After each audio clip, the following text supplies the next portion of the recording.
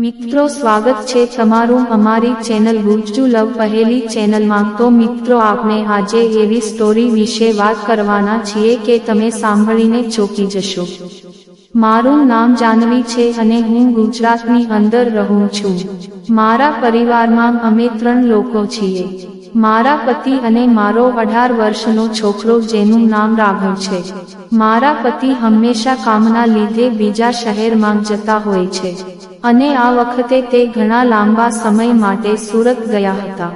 ઘરમાં મારી અને મારા સિવાય મારો છોકરો સિવાય કોઈ હતું નહીં। હું મારા છોકરાને મારો દીકરો નહીં પણ એક મિત્ર સમજતી હતી। એક રાત્રે હું આખો દિવસ કામ કરીને ખૂબ થાકી ગઈ હતી અને મને કમરમાં દુખાવો થતો હતો, એટલે મેં વિચાર્યું કે મારે હવે થોડોક આરામ કરવો જોઈએ।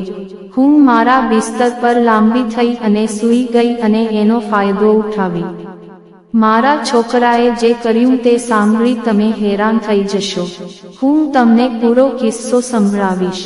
મિત્રો તમે આટલા સુધી વાર્તા સાંભળી હોય તો વિડીયો લાઈક અને ચેનલ સબસ્ક્રાઇબ કરજો। મારા છોકરાએ મારી ચિંતા જોઈ અને તે તરત જ મારી પાસે આવ્યો અને કહેવા લાગ્યો, મમ્મી તમારી તબિયત ઠીક નથી લાગતી। તમને એવા અવાજથી અંદર અલગ ભાવ થયો અને કહ્યું, નહીં દીકરા મારી કમરમાં દર્દ થઈ રહ્યું છે। શું તમારી કમરમાં માલિશ કરી દઉં? મને ખૂબ જ થાક લાગ્યો છે। તો એમને કહ્યું, મમ્મી તમે આરામ કરો, તમારા પગની અને કમરની માલિશ હું કરી દઉં છું। તે મારી પાસે આવ્યો અને હું મારા બિસ્તર પર સૂઈ ગઈ હતી। મારી આંખો બંધ કરી દીધી અને મારા છોકરાએ તેલની બોટલ ખોલી અને તે ધીરે ધીરે માલિશ કરે છે। જ્યારે તે મારી કમર ઉપર તેલ લગાવવા લાગ્યો ત્યારે મને ગરમી મહેસૂસ થવા લાગી। તેની આંગળીઓ મારા શરીર પર ધીમે ધીમે ફરતી હતી અને આરામની અનુભૂતિ થવા લાગી। મારા છોકરાનું ધ્યાન મારી દરેક પ્રક્રિયા પર હતું।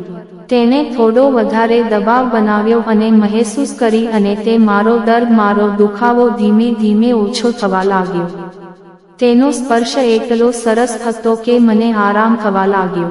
મને લાગ્યું કે આ એક જાદુ જેવું છે।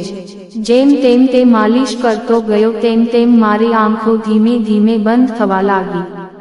તેના હાથનો સ્પર્શ, તેની મધુર મધુર વાતો સાંભળી મારી આંખો બંધ થવા લાગી। થોડીવાર પછી મેં ધીમે મારી આંખો ખોલી અને મેં જોયું તો મારી આંખો ફાટેલી ને ફાટેલી રહી ગઈ, કારણ કે મારા રૂમનો નકશો પૂરી રીતે બદલાઈ ગયો હતો।